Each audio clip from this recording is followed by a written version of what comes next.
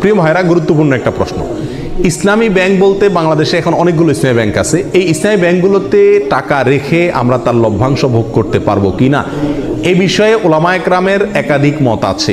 কিছু ওলামায়ে কেরামের গবেষণা অন্তে তারা বলেন যে ইসলামী ব্যাংকগুলো আমাদের দেশের পরিসরে কেন্দ্রীয় ব্যাংকের অধীনে থাকতে হয়, দেশের প্রচলিত নিয়মকানুন মেনে চলতে হয়, যার কারণে এবং অনেক ক্ষেত্রে সদিচ্ছার অভাব বা ঘাটতি থাকার কারণে পরিপূর্ণ ইসলামিক না।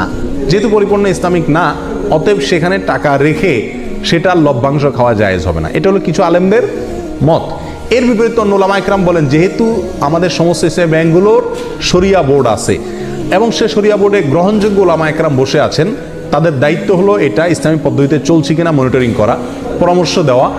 তো সেক্ষেত্রে ওলামায়ে কেরামের এই শরিয়া বোর্ডের উপরে আস্থা রেখে তারা কি করছেন না করছেন ওই দায়িত্ব আমার না। আমি ওলামায়ে কেরামের শরিয়া বোর্ডের প্রতি আস্থা রেখে সেখান থেকে লভ্যাংশ খেতে পারি। দুইটা মত পেলাম কিনা? এই দুই মতকে সমন্বয় করে একটা তৃতীয় মত দিই আমি আপনাদের। সেটা হলো ইসলামী ব্যাংকগুলোতে টাকা জমা রাখা এক জিনিস, আর সেখানে বিভিন্ন মেয়াদে কিস্তিতে টাকা রেখে লাভ খাওয়া আরেক জিনিস। ইসলামী ব্যাংকগুলোতে টাকা রাখা শুধু জায়েজই নয়, বরং জরুরি এবং উত্তম, এবং একজন মুমিন হিসেবে আমরা বাধ্য টাকা জমা রাখা যে কোনো ইসলামী ব্যাংকে। কেন? কারণ সুদী ব্যাংকে আমি টাকা জমা রাখলে কেমন যেন তাদেরকে সুদী কারবারে কি করলাম, সহায়তা করলাম। আমার এই টাকাটা পেয়ে তারা সুদে সহায়তা করবে। ইসলামী ব্যাংকগুলো আর কিছু করুক আর না করুক, একটা কাজ তো তারা করবে, সেটা কি? আমার এই টাকাটা নিয়ে সুদ যে হারাম, এই একটা কনসেপ্ট ইসলামী ব্যাংকগুলো বাংলাদেশে বিস্তার করছে কি করে নেই। অন্য ব্যাংকগুলোতেও বলে কয়ে ঘুষ দিয়ে ঘোষণা দিয়ে কি দেয়, সুদ দেয়।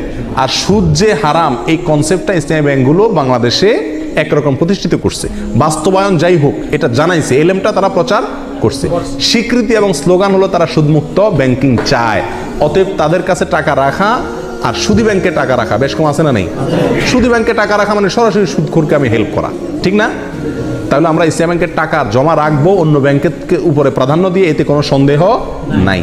দ্বিতীয় হলো টাকা বিভিন্ন পলিসিতে রেখে সেখান থেকে কি খাওয়া, লাভ খাওয়া। এটা হালাল কিনা তার জন্য বলেছি ওলামায়ে কেরামদের একটি মত। অনেকে বলেছেন যে এটা হালাল, কারণ এখানে শরিয়া বোর্ড আছে, ওনারা দেখছেন, আমার আর ভেতর দেখার দরকার নাই, বাকি দায়িত্ব তাদের, আল্লাহর কাছে তারা সব বিষয়ে তো আমি গভীরে যা দেখার দরকার নাই, জরুরি না।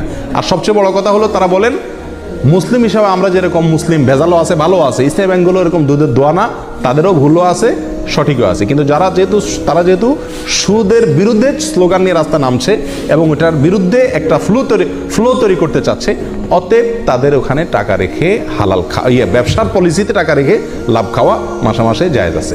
এটাও আমাদের মত।